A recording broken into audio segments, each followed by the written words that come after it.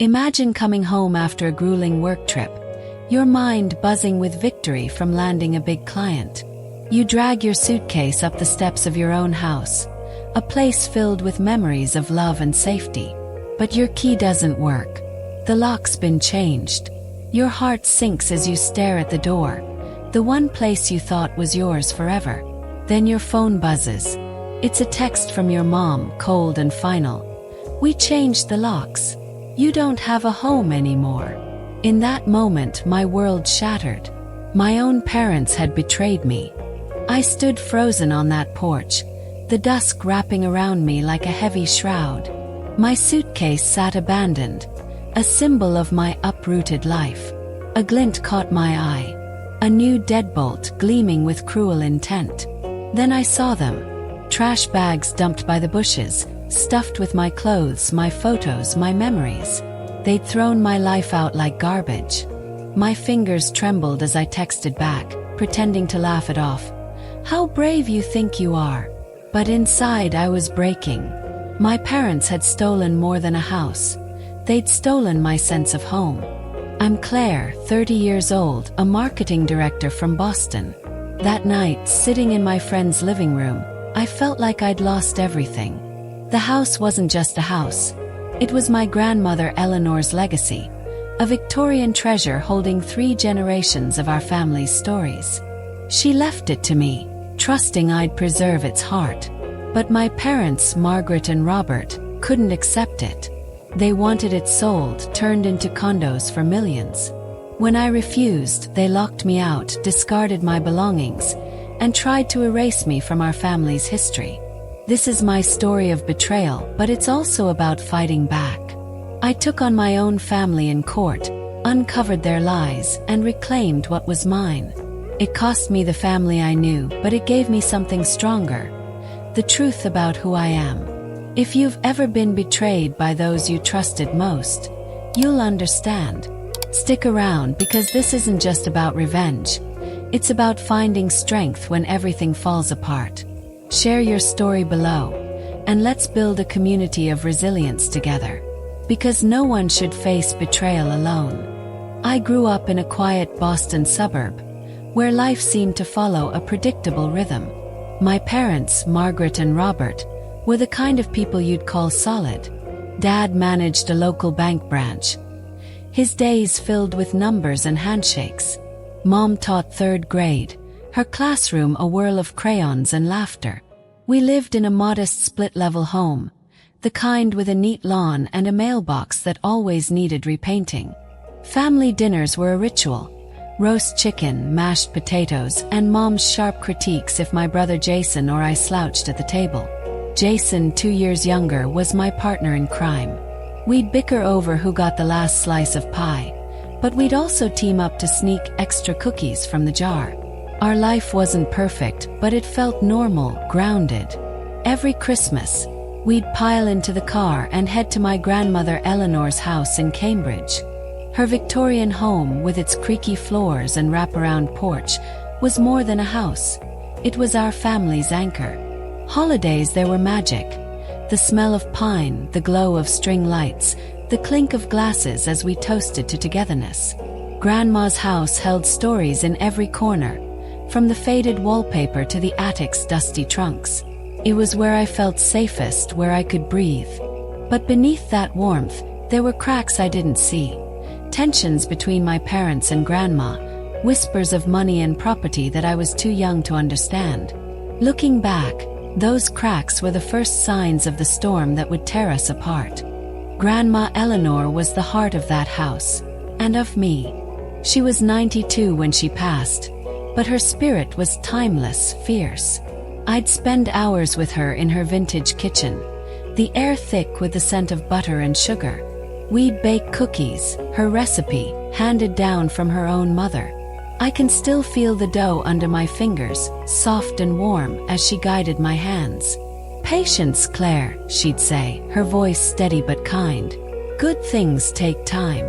Those moments were my sanctuary, especially when Mom's perfectionism made home feel like a pressure cooker. Eleanor never judged, she listened.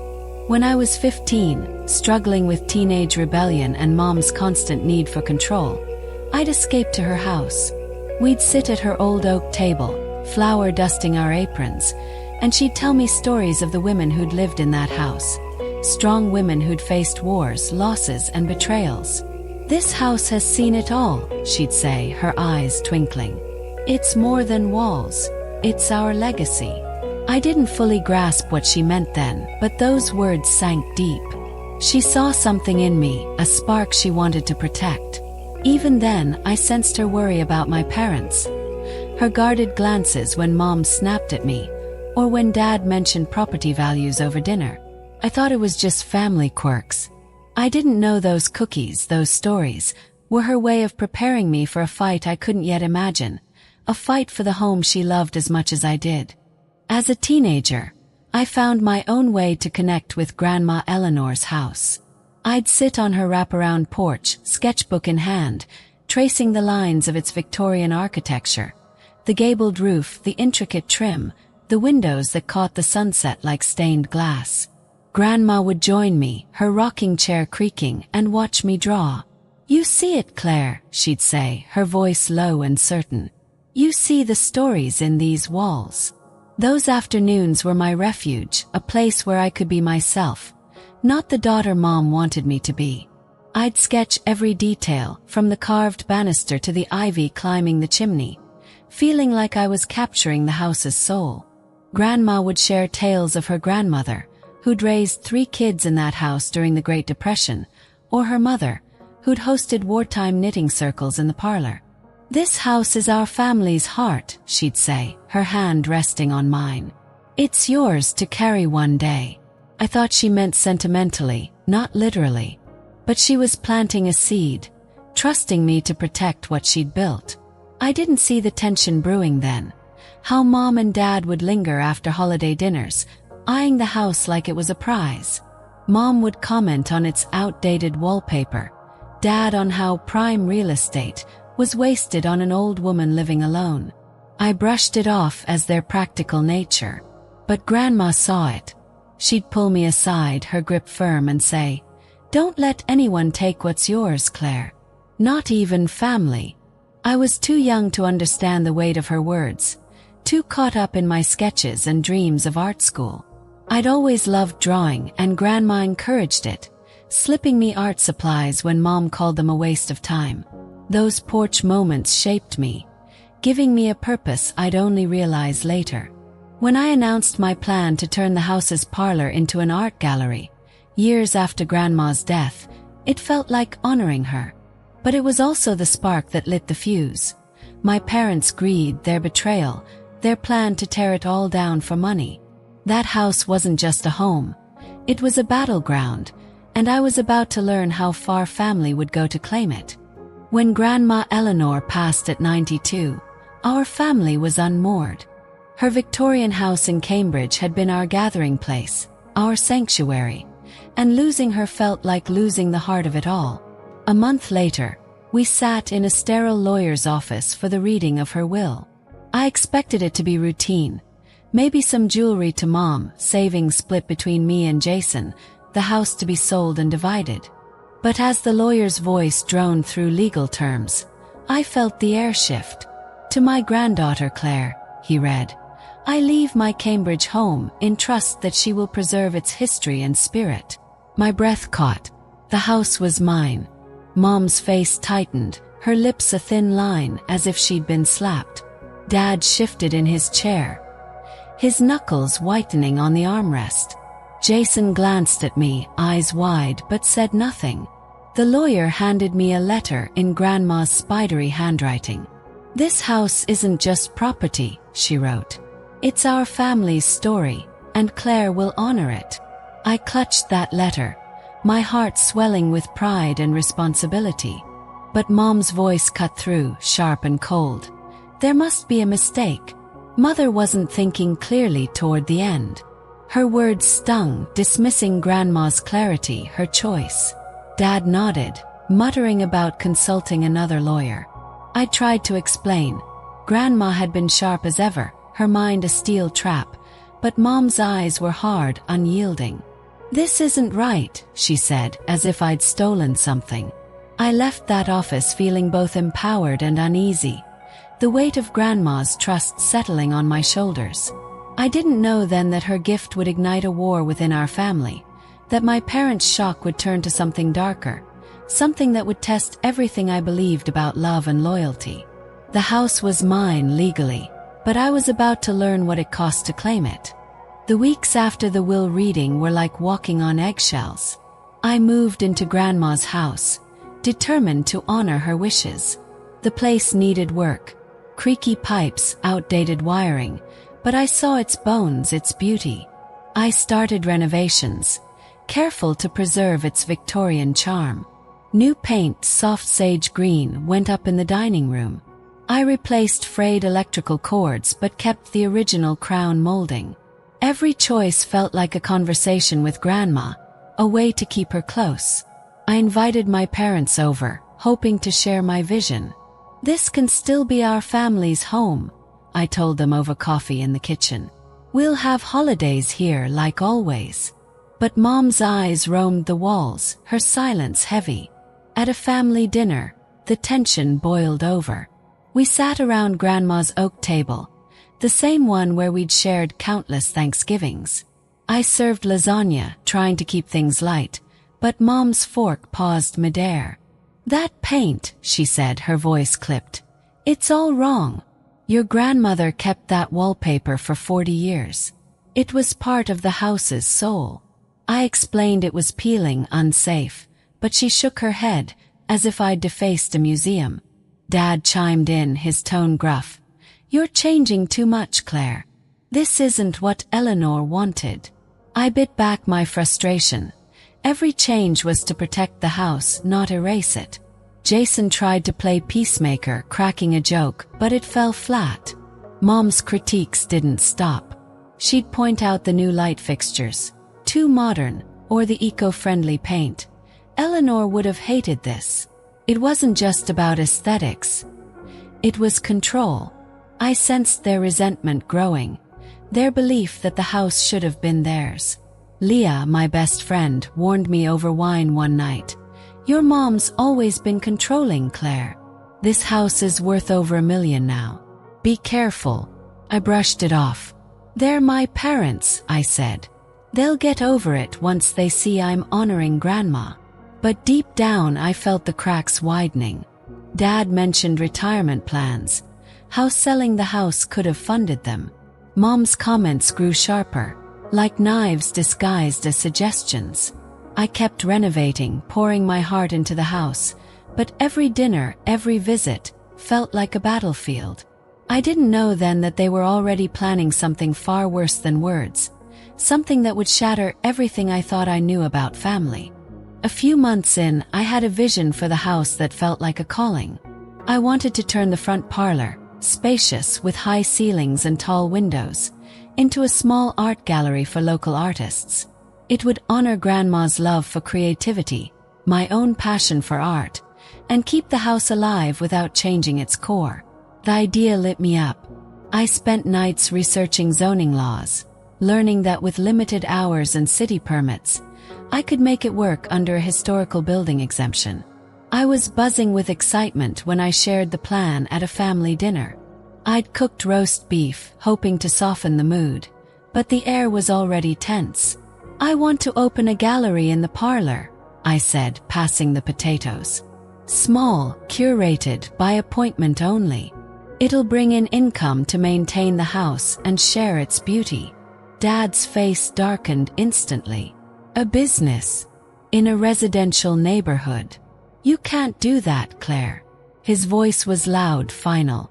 I held my ground, explaining the permits, the minimal impact. "It's not a nightclub, Dad. 3 or 4 visitors at a time, tops." Mom pushed her plate away, her eyes cold. "You'll ruin this neighborhood. Traffic, strangers tramping through. Eleanor would be horrified." I felt my chest tighten. "Grandma loved art," I said. "She'd want this house to inspire people." The argument escalated, voices rising. Dad slammed his hand on the table. "Enough. It's your house, Claire. but this is a foolish decision." I thought his words signaled reluctant acceptance, a step toward peace. Jason stayed quiet, avoiding my eyes. Later, as we cleared dishes, he murmured, "They're just struggling with change. Give them time." I clung to that hope, believing love would win out. But alone that night, I sat at my laptop, double-checking zoning laws, my fingers shaking. Something felt off. Mom's words echoed. Her accusation that I was betraying Grandma's legacy. Dad's anger wasn't just about the gallery. It was about control, about money. I didn't know they'd been talking to developers, eyeing the house's value, plotting to take it from me. I thought I was building a future for our family's home. Instead, I was lighting the fuse for their betrayal, one that would leave me locked out, fighting for what was rightfully mine. Looking back, those early conflicts were like storm clouds gathering, dark and heavy, but I didn't see the lightning coming. Sitting here now, I'm still shaken by how quickly love turned to resentment. All I wanted was to honor Grandma's wishes, to keep her house as a living piece of our family's story. The gallery wasn't about profit. It was about breathing life into those walls, sharing their beauty with artists and neighbors. But Mom and Dad saw it differently. To them, I wasn't just changing the house. I was stealing their future, their retirement dreams tied to its $1 million price tag. Every criticism, Mom's jabs at my paint choices, Dad's lectures about preserving tradition, was a jab at my claim to what Grandma gave me. I tried to bridge the gap, inviting them over, explaining my plans, but it was like talking to a wall. Their anger grew sharper, more personal, as if I'd betrayed them by accepting Grandma's gift. I'd lie awake at night, replaying their words, wondering if I was selfish, if I'd misunderstood her letter. "Claire will honor it," she wrote. I clung to that, but doubt crept in. Was I tearing our family apart? Leah kept me grounded, saying, "They're mad because they didn't win. Don't let them guilt you." She was right, but it hurt. I just wanted us to be a family again, gathered around that oak table, laughing like we used to. Instead, every step I took, every brushstroke on the walls, every permit I researched, pushed them further away. I didn't know then that they were already planning to take everything, to lock me out of my own home.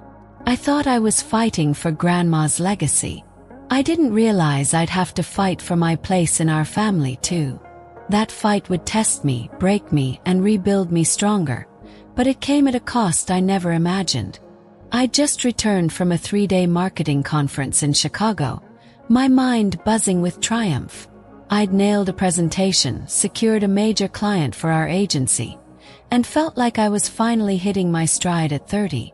The flight back to Boston was smooth, and as the plane touched down, I was smiling, already dreaming of collapsing into my own bed in Grandma Eleanor's house. The house she'd left me, the house I was fighting to preserve. I texted my friend Leah from the airport. "Can't wait to sleep in my own bed tonight." Her reply pinged back, a string of heart emojis. The Uber ride to Cambridge was quiet, the city lights blurring past, a soft promise of home. I was exhausted but content, my suitcase bumping along as I pulled it up the familiar steps of the Victorian porch. The house stood proud, its wraparound porch bathed in the glow of a single street lamp. I fumbled for my key, eager to step inside, to feel the creak of the old floors under my feet. But the key wouldn't turn. I tried again, harder, thinking the century-old lock was just being stubborn, as it sometimes was. My fingers pressed against the cold metal, my breath quickening. I jiggled the key, twisted it, but it refused to budge. A prickle of unease crept up my spine. Then I saw it, a new deadbolt, its brass surface gleaming, untouched by the patina of age. My stomach dropped. This wasn't a stuck lock. Someone had changed it. My mind raced, grasping for explanations. Had there been a break-in? A mistake? I knocked on the door, my knuckles rapping against the wood, the sound echoing in the still night. No answer. I called out, "Hello? Anyone there?" My voice sounded small, swallowed by the quiet. I tried the key again, desperation creeping in, as if sheer will could make it work. The deadbolt stared back, unyielding, a silent declaration that I was no longer welcome. I stood there, frozen, my suitcase abandoned at my feet, the weight of something awful settling in my chest. This was my home, the place Grandma had entrusted to me, the place I'd poured my heart into. But now it felt like a stranger's house, barring me from its warmth. I didn't know then that this was only the beginning, that the betrayal waiting for me was deeper, crueler, than I could ever have imagined. As I stood on that porch, my mind spinning, my phone buzzed in my pocket. I pulled it out, hands unsteady, hoping for an explanation, maybe a message from Jason or Dad. Instead, it was Mom. Her text lit up the screen, each word a dagger. "We changed the locks. You don't have a home anymore. This house belongs to the family, not just you." I stared at the words, my breath shallow, my heart pounding so loud I could hear it in my ears. This wasn't a misunderstanding. This was deliberate. My own parents had locked me out of the house Grandma Eleanor had legally left me. The house I'd been renovating, the house I'd dreamed of turning into a gallery, the house that held our family's history. It was mine, but they'd decided it wasn't. I read the text again, as if it might change, as if the words might soften. They didn't. My fingers trembled as I typed a reply, forcing bravado I didn't feel. "How funny. How brave you think you are." I hit send, my attempt to sound unbothered, to hide the way my world was cracking apart. But inside I was shattering.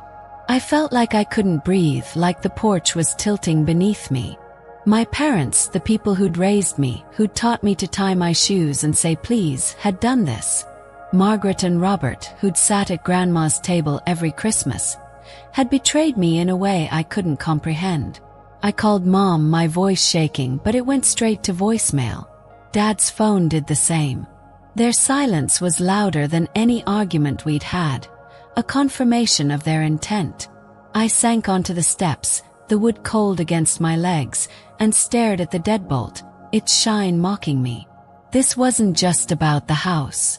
It was about power, about money, about their refusal to let me honor Grandma's wishes. I thought of her letter, her spidery handwriting. "Claire will honor it." I'd tried, but they'd turned my promise into a punishment. The night closed in, heavy with betrayal, and I felt smaller than I ever had. I didn't know what to do, where to go. All I knew was that the home I'd fought for was now a fortress against me, and the family I'd loved had drawn a line I couldn't cross. As I sat on those steps, lost in the shock of Mom's text, my eyes caught something in the shadows by the bushes. 3 black trash bags, hastily tied, slumped against the foliage like forgotten secrets. My heart sank further, if that was even possible. I stood, my legs unsteady, and approached them, a sick feeling twisting in my gut.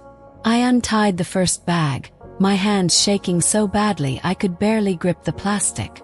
Inside were my clothes, sweaters, jeans, the scarf Grandma had knitted me, shoved in without care, wrinkled and tangled. The second bag held my toiletries, my toothbrush jumbled with shampoo bottles, and a few books, their pages bent. The third was the worst. Framed photos of me and Grandma, my high school diploma, a sketchbook I'd filled with drawings of the house. They'd packed my life and tossed it out like garbage. My trembling hands lifted a photo, the glass cracked, showing Grandma and me on her porch, laughing. Tears burned my eyes, but I couldn't cry, not yet. I kept digging, hoping to find her jewelry box, the one with her heirloom necklaces and the original copy of her will. It wasn't there. Neither was her leather-bound journal, where she'd written the house's history, nor my birth certificate, my passport. They hadn't just locked me out. They'd kept the things that mattered most, the things that tied me to her legacy. I felt a chill, not from the night air, but from the realization of how far they'd gone. I glanced up, catching silhouettes in neighbors' windows, their curtains twitching. Were they watching, judging? Had Mom and Dad told them I was a trespasser, a thief of my own home? The thought made my skin crawl, my isolation complete. I sank back onto the porch, clutching the cracked photo, my hands still shaking. This wasn't just a lockout. It was an erasure, a deliberate attempt to strip me of everything Grandma had given me. I thought of her voice, steady and fierce. Don't let anyone take what's yours. But how could I fight when my own parents had turned against me?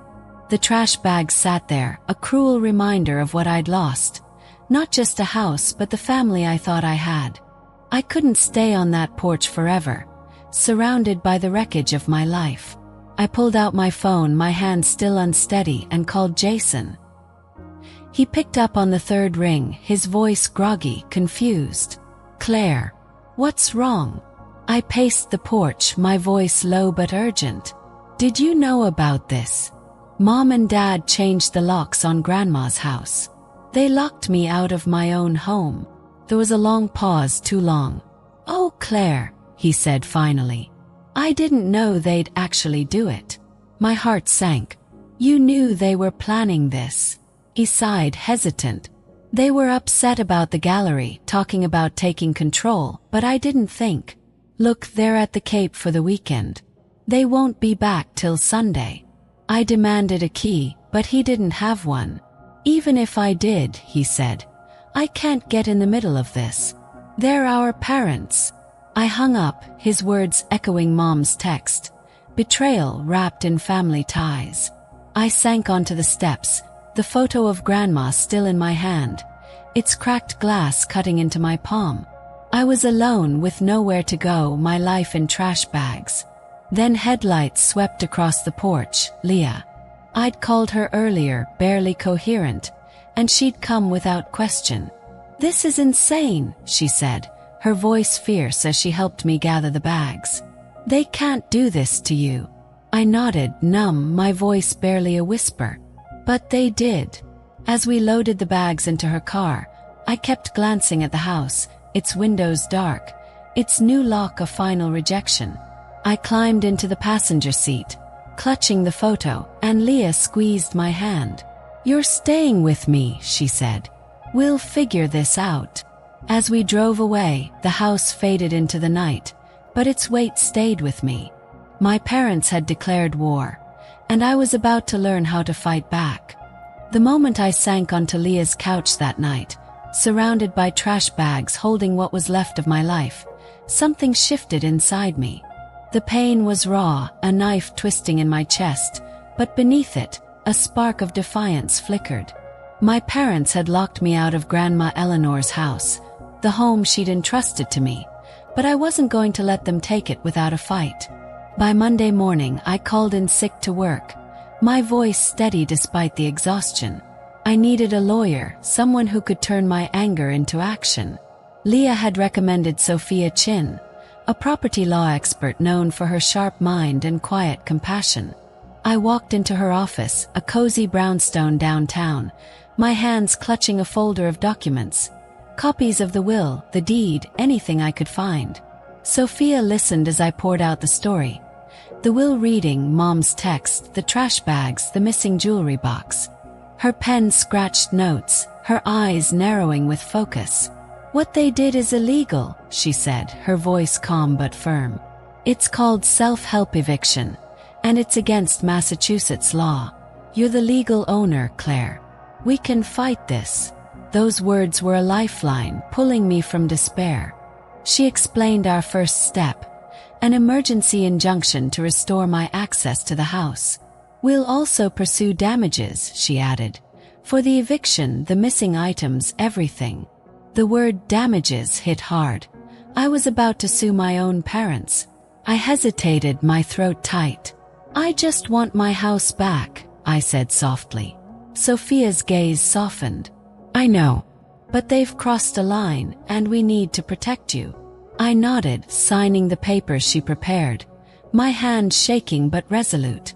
She promised to file that afternoon and gave me clear instructions. "Document everything.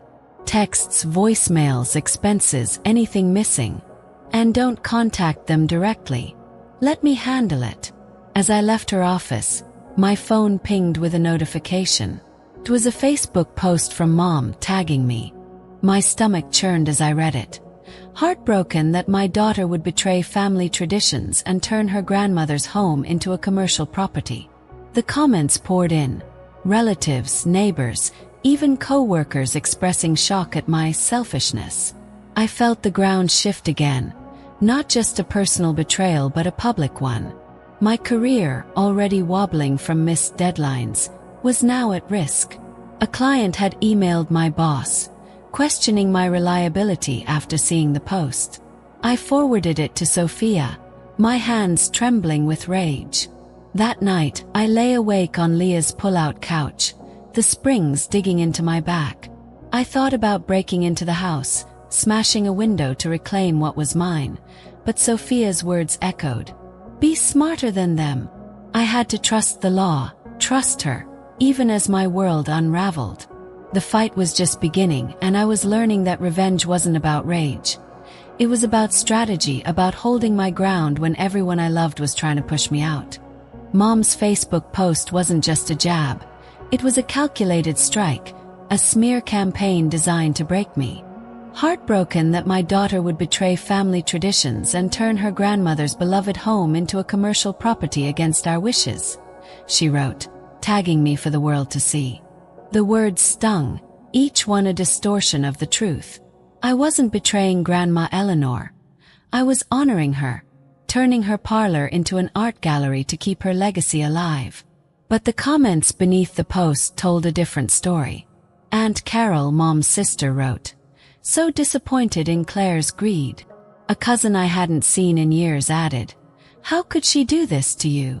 Even a neighbor chimed in, that house deserves better. I read them all, my phone screen glowing in the dark of Leah's apartment, each comment like a weight on my chest. My parents had crafted a narrative where I was the villain, the selfish daughter destroying our family's history for profit.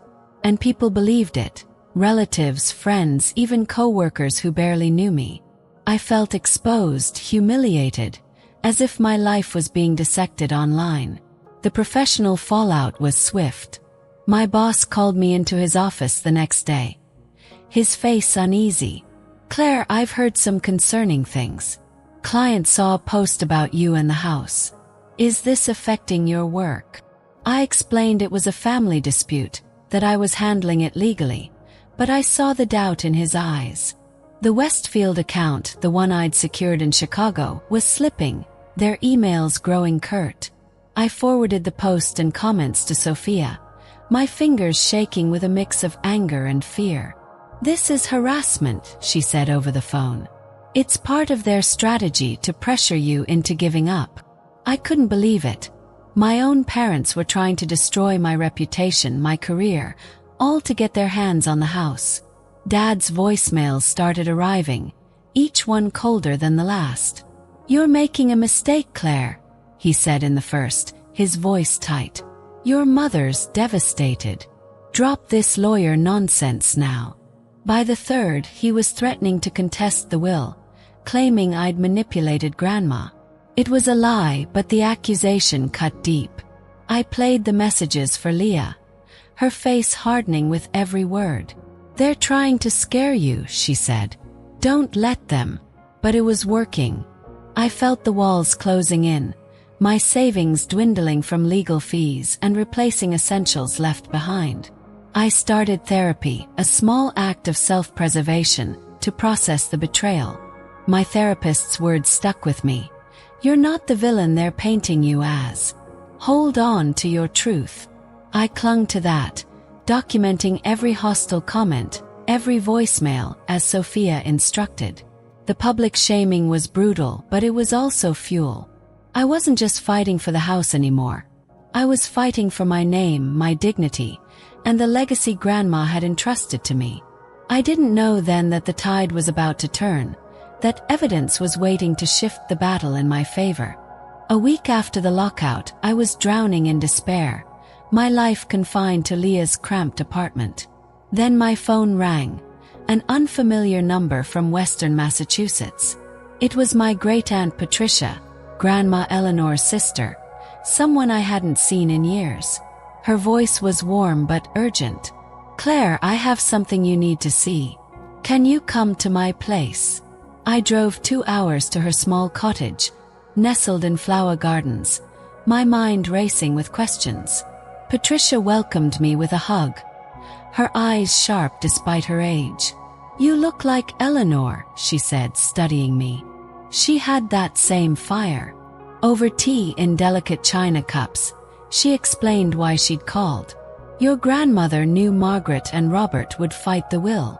They'd been pressuring her to sell the house for years, ever since Cambridge property values skyrocketed." I was stunned. Grandma had never mentioned it. Patricia's expression hardened. "She was protecting you. Your parents got aggressive toward the end. Robert even tried to have her declared incompetent to control her finances." My teacup shook in my hand. Incompetent. Grandma was sharper than all of us. Patricia nodded, rising to fetch a manila envelope from a roll-top desk. "Eleanor gave me these for safekeeping. She said if anything happened after she was gone, I should get them to you." Inside was a treasure trove of evidence. A handwritten letter from Grandma, copies of emails, and a USB drive. The letter broke my heart. "Claire," she wrote, "I chose you because you'll protect this house when I no longer can. Your parents want its money, not its memory. Stay strong." The emails were damning. 2 years' worth of correspondence between Mom, Dad, and real estate developers, discussing plans to sell the house for $2 million to build luxury condos. They'd started before Grandma's death, as if her life was an inconvenience. I felt sick, the betrayal cutting deeper. "They wanted to tear it down," I whispered. Patricia nodded, her voice gentle. "The USB drive is the real weapon." She played it on her computer, and Grandma's voice filled the room, steady and clear. It was a recording of a conversation where Mom and Dad threatened to put her in a nursing home if she didn't sell. "I'm of sound mind," Grandma declared, "and I'm making this record because I fear my daughter and son-in-law will challenge my will. My decision to leave my home to Claire is mine alone." Tears streamed down my face. Patricia handed me a tissue. "She trusted you, Claire. Don't let them win." I left her cottage clutching the envelope, a fire kindling inside me. This wasn't just about the house anymore. It was about justice, about proving Grandma's trust wasn't misplaced. Grandma Eleanor's voice on that USB drive was like a beacon, cutting through the fog of betrayal. I drove back to Boston, the manila envelope on the passenger seat, my resolve hardening with every mile. I met Sophia the next morning, handing her the evidence with a mix of grief and determination. She listened to the recording, her eyes narrowing as Grandma's words played. "My daughter and son-in-law, Margaret and Robert, have threatened to institutionalize me if I don't sell the house. They've pressured me for years, but I'm of sound mind, and my decision to leave my home to my granddaughter Claire is made freely." Sophia paused the audio, her expression fierce. "This changes everything," she said. "The recording proves Eleanor was lucid and under duress from your parents, not you. Their claim of undue influence is dead in the water." She flipped through the emails, her pen circling key phrases, dates, dollar amounts, developers' names. "These show premeditation," she said. "They were planning to sell before Eleanor's death, undermining their narrative that you're the one disrespecting her wishes." I felt a surge of hope, tempered by sorrow. Grandma had known this fight was coming, had armed me from beyond the grave. I thought of her, alone in that house, recording her fears to protect me. It broke my heart, but it also steeled my resolve. Sophia laid out our next steps: a permanent injunction, claims for harassment, and emotional distress. "We're going on the offensive," she said. I nodded, my voice steady. "Do it. They don't get to take her legacy." As I left her office, I played the recording again in my car, Grandma's voice filling the space. "I fear my daughter and son-in-law will challenge my will," she said, her tone unwavering. I closed my eyes, tears falling, and whispered, "I won't let you down." The evidence was my sword, Grandma's trust my shield. My parents had tried to erase me, to paint me as the villain, but they'd underestimated me and Grandma. The legal battle was far from over, but for the first time since that text, I felt like I could win, not just for myself, but for the woman who'd believed in me when no one else did. The courtroom was a cold, sterile place, its high ceilings and polished wood benches amplifying every sound, every whisper, every shuffle of papers. I sat beside Sophia, my lawyer, my hands clasped so tightly my knuckles ached. Across the aisle, Mom and Dad sat with their attorney, their faces unreadable, their eyes fixed on the judge's bench. They hadn't looked at me once, not since we'd filed the injunction. The weight of their avoidance pressed against my chest, a silent confirmation of the chasm between us. This wasn't just a legal battle. It was the unraveling of everything I'd believed about family. Sophia's hand brushed mine, a quiet reassurance as the judge entered, her black robe sweeping like a shadow. She was a no-nonsense woman, her gaze sharp as she reviewed the case. Sophia had presented our evidence meticulously. Grandma Eleanor's will, the USB drive with her recording, the emails showing Mom and Dad's negotiations with developers. Their lawyer had argued that I'd manipulated Grandma, that the house was meant for the family, not just me. But Sophia dismantled their claims, her voice steady as she played Grandma's recording, her words echoing through the courtroom. My decision to leave my home to Claire is mine alone. I saw Dad flinch, Mom's lips tighten, but they still wouldn't meet my eyes. The judge's voice cut through my thoughts, clear and commanding. The will is unambiguous, she said, her tone leaving no room for doubt. Claire is the legal owner of the property.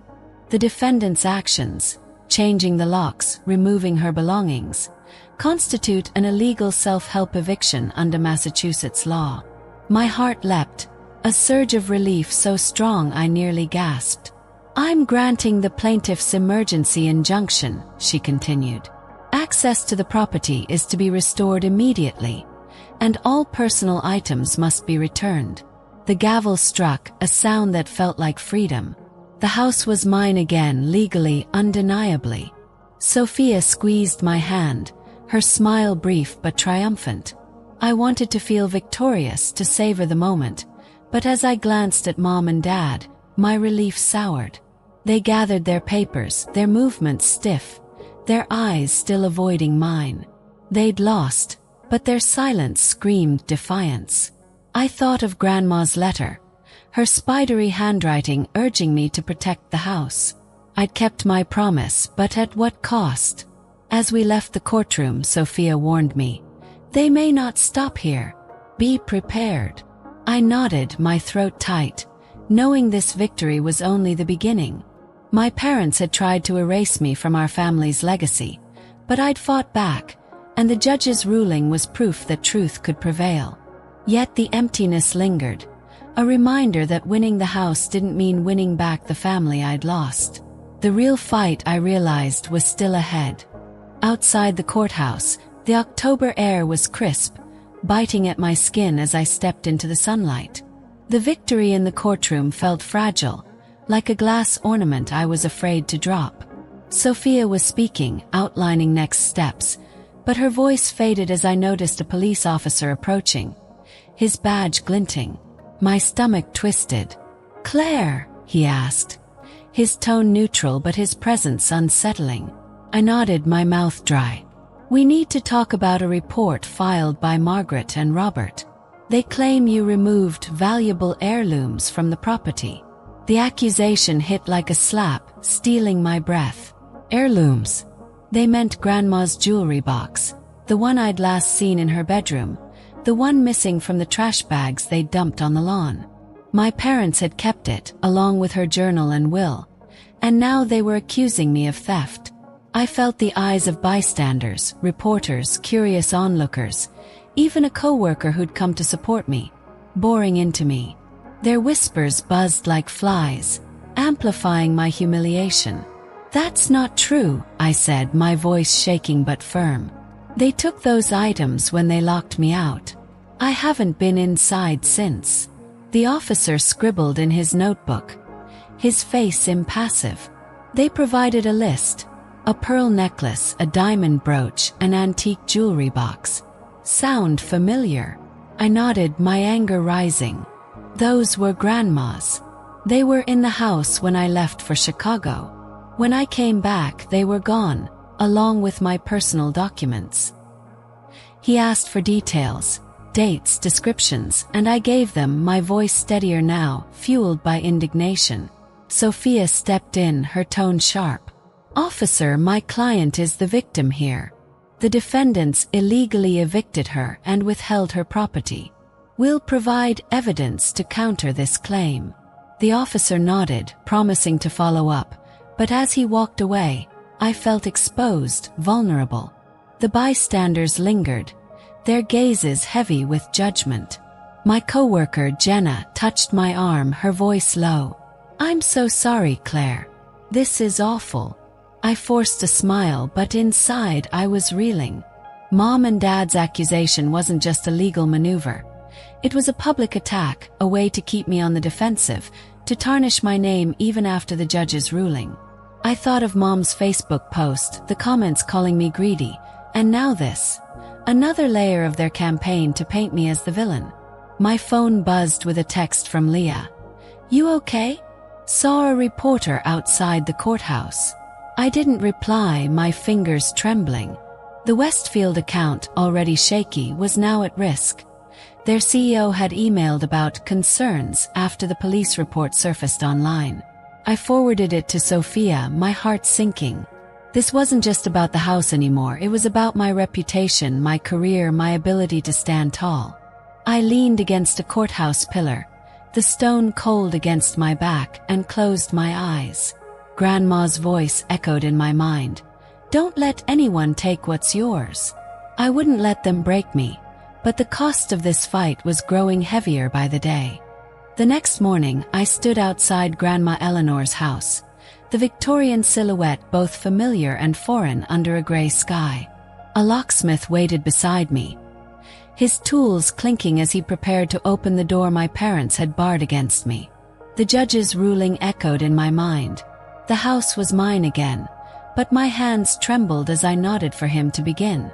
The new deadbolt gave way with a click, and the door swung open, releasing a musty breath of stale air. I stepped inside, my heart pounding, expecting to feel relief, to reclaim the home I'd fought for. Instead, I was met with devastation. The foyer, once warm with family photos and Grandma's antique mirror, was barren, the walls stripped of life. I moved through the house, my footsteps echoing in the emptiness. The living room where we'd gathered for Christmases was missing its heart. Grandma's oak coffee table, her embroidered armchairs, gone. In the kitchen, her copper pots, the ones we'd used to make holiday meals, had vanished. I opened cabinets, hoping for a trace of her, but found only dust. The parlor where I'd planned my art gallery was a shell. Empty walls, bare floors, the light fixtures I'd installed ripped out. My parents hadn't just locked me out. They'd gutted the house, stripping it of its soul. I felt a sob rising but swallowed it, my anger steadying me. Upstairs, my bedroom was a stranger's space. My bed frame was gone, my dresser missing, my clothes replaced by empty hangers. I checked Grandma's room, hoping to find her jewelry box, but her vanity was cleared, her keepsakes stolen. The loss was more than material. It was an erasure of everything she'd built, everything she'd left me. I sank onto the floor, my back against her bed frame, and let the silence wrap around me. This wasn't my home anymore. It was a battlefield, scarred by betrayal. As I sat there, my eyes caught a glint from the nightstand drawer, slightly ajar. I pulled it open, my fingers brushing against a folded piece of paper tucked beneath a scarf. It was a letter, in Grandma's spidery handwriting, addressed to me. My breath caught as I unfolded it, her words leaping off the page. "Claire, this house is your strength, not just your shelter. I knew Margaret and Robert would fight you, but you're stronger than their greed. Keep it alive, for you, for us." Tears blurred my vision, but I kept reading. "I hid this for you. knowing you'd find it when you needed it most. Don't let them break your spirit. You are my legacy. I clutched the letter, my heart aching with love and loss. She'd known, even before her death, that this fight was coming. She'd left me this message, a final gift to remind me who I was fighting for. I stood, the letter in my hand, and walked through the house again, seeing it differently. The empty walls weren't just loss. They were a canvas, a chance to rebuild. Called Sophia, my voice steady. They've taken almost everything, I told her. We need to add theft to the claims. She agreed, promising to pursue every avenue. As I left the house, locking the door with a new key, I felt Grandma's presence, her strength flowing through me. The house was wounded, but it was still mine, and I'd bring it back to life, no matter what my parents threw at me next. Winning the house back in court was a victory, but standing in its empty rooms, I felt the weight of what had been lost. Grandma Eleanor's home, once alive with her laughter and our family's stories, had been stripped bare by my parents' betrayal. The walls were scarred, the furniture gone, her copper pots and antique desks stolen. Yet, as I held her hidden letter, her words burned bright. This house is your strength. I knew I couldn't let their actions define its future. Rebuilding began not with paint or hammers, but with cleansing. I called Leah and a few close friends, people who'd stood by me when my family turned away.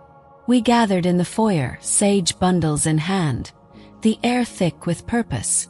As we walked through each room, waving the smoke into corners, I felt the heaviness lift, as if Grandma's spirit was guiding us. We opened every window, letting the November breeze sweep away the stale pain. The house exhaled, and I breathed easier. Next came the gallery. My promise to Grandma, to myself. I replaced the stolen light fixtures with soft, modern ones, their glow warming the parlor's high ceilings. Friends helped me hang local artists' work. Vibrant oils, delicate watercolors, sculptures that seemed to dance in the light. Each piece was a step toward healing, a way to make the house a living thing again. I hired a contractor to restore the crown molding, keeping the Victorian charm intact.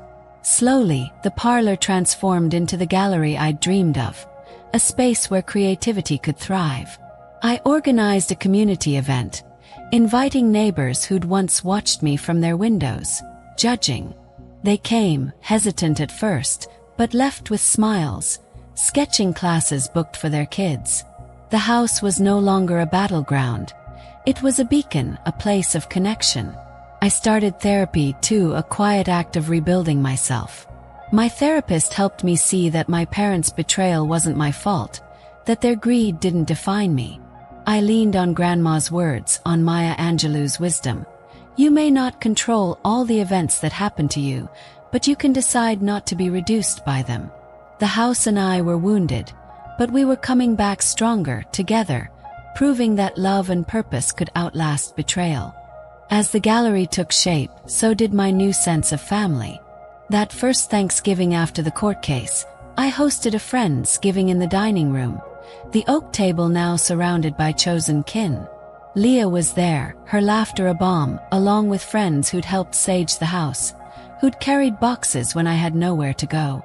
We passed plates of turkey and stuffing, the air warm with chatter and clinking glasses. For the first time in months, I felt lightness, a joy untainted by eggshells or expectations.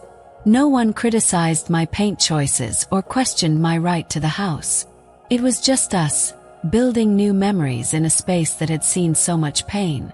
Later, standing in the gallery, I felt Grandma Eleanor's presence, her approval in the quiet. The walls, once bare, now held stories, art that spoke of struggle and hope just like mine. I turned to the camera, my voice soft but certain. This house was nearly taken from me, not just by locks and trash bags, but by the idea that family could define my worth. But I learned something. Family isn't just blood. It's the people who show up, who see you, who fight for you. Leah, my friends, this community, they're my family now. And this gallery, it's more than art. It's a promise kept to Grandma, to myself, to never let betrayal have the last word. I thought of Jason, who'd started reaching out. His texts tentative, remorseful. We were rebuilding slowly on my terms. The house was healing and so was I. Each laugh at that Friendsgiving table, each painting hung, was a step toward something stronger than what I'd lost. I wasn't know then that the past wasn't done with me, that Mom would walk through that door soon, testing the strength I'd found. The gallery opening was a triumph, the parlor alive with neighbors, artists, and strangers who'd heard my story. Paintings glowed under soft lights, and the air buzzed with pride. I was welcoming a guest when I saw her. Mom standing by the doorway, her coat clutched tight, her face unreadable. My heart stuttered, but I straightened, refusing to shrink. She hadn't been invited, hadn't spoken to me since the courthouse. I walked over, my voice calm but firm. "What are you doing here, Mom?" She glanced at the art, her lips pursed. "I wanted to see what you've done with the place," she said, her tone clipped. Then softer. "Your grandmother would approve." The words landed like a stone, heavy with implication but empty of apology. I waited, hoping for more. A regret, an acknowledgement of the locks, the trash bags, the lies. Nothing came. She stood there, expecting absolution, but I wasn't the same Claire who'd begged for their love on that porch. "I'm glad you think so," I said, my voice steady. "But this is my home now, my work, my promise to her." Her eyes flickered, a mix of surprise and something like respect, but she said nothing else. She left soon after, her departure as quiet as her arrival. I stood in the gallery, surrounded by art and community, and felt a truth settle in me. I didn't need her approval anymore. I'd found my strength, not in her words, but in the fight, in the love of those who stayed. Grandma's letter, Maya Angelou's words, the house itself, they'd carried me here. My parents had tried to break me, but I'd rebuilt, stronger, surer, on my own terms. That night, as guests toasted to new beginnings, I knew this was my revenge. Not destruction, but creation, a life and legacy they couldn't touch. This house, Grandma Eleanor's gift, was more than walls and windows. It was a testament to resilience, to the stories etched in its Victorian bones. Walking through the gallery now, I see it reborn.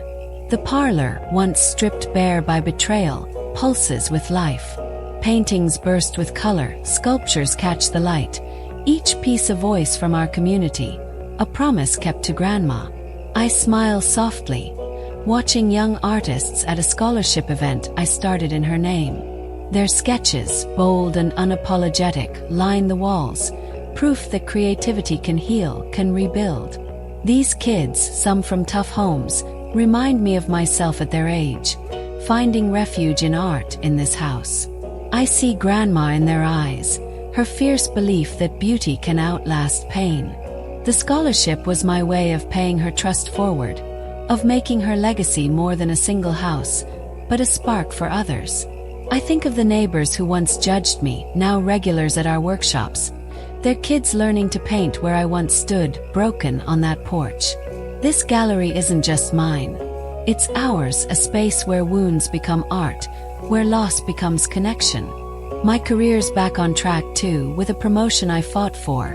Proof I'm more than my parents' lies. Therapy helped me see that their betrayal wasn't my fault, that I didn't deserve the locks, the trash bags, the public shaming. I've rebuilt not just the house, but myself, stronger, surer, grounded in a truth they can't touch. Grandma's letter, her words about strength, guided me here. This house was her gift, but the real treasure was discovering my own heart, my own fight. As I walk these halls, I know I've honored her, not by clinging to the past, but by building a future where love and art prevail over greed and pain. In Grandma Eleanor's study, surrounded by her old books and the faint scent of lavender, I hold a framed quote by Maya Angelou, one she loved. "You may not control all the events that happen to you, but you can decide not to be reduced by them." It's my anchor, a reminder of the journey from betrayal to strength. My parents, Margaret and Robert, showed me their truth when they changed the locks, when they threw my life into trash bags, when they tried to sell this house for millions. They wanted to break me, to erase Grandma's trust in me, but they failed. I fought back, not with rage, but with resolve. In courtrooms, in therapy, in every brushstroke that rebuilt this gallery. Their betrayal cut deep, but it also carved a space for something new. A family of friends, artists, neighbors who showed up when blood turned away. Leah, who held me together, Jason, who's slowly returning, remorse in his eyes. These are my people now. I've learned family isn't owed. It's earned, built on trust, not titles. Grandma knew this fight was coming. Hid her letter, her voice, to arm me. She saw my strength before I did, and I carry her with me, in this house, in my heart. My parents' actions showed me who they are, but they also showed me who I am. Someone who can face loss, lies, and still choose to create, to love, to stand tall. The gallery's success, the scholarship, my reclaimed career. They're my revenge, not in destruction, but in thriving. I think of Mom's visit, her half-hearted approval, and how I didn't need it. I'd found my own approval, rooted in Grandma's faith and my own fight. This study, this quote, this house. They remind me that strength isn't avoiding pain, but rising through it, choosing not to be reduced, but to be remade, whole and fierce. If you've ever faced betrayal, by family, by those you trusted most, you know the ache, the way it reshapes you. My story, from locks changed to a gallery reborn, is one of fighting back, of finding strength in the ruins. I want to hear your stories, your battles, your victories. Share them in the comments below. I read everyone, and your words might lift someone else. Remind them they're not alone. This journey showed me we're stronger together. A community bound by resilience, by the choice to rise above pain. Hit that subscribe button to join us, to hear more stories of overcoming, of turning betrayal into something beautiful. Let's build a space where no one walks alone, where every voice matters. Grandma Eleanor's house taught me that home isn't just a place. It's the people who see you who stay. You're part of that now. Share, subscribe, and let's keep this story going together, proving that no lock, no lie, can hold us back from the strength we carry inside.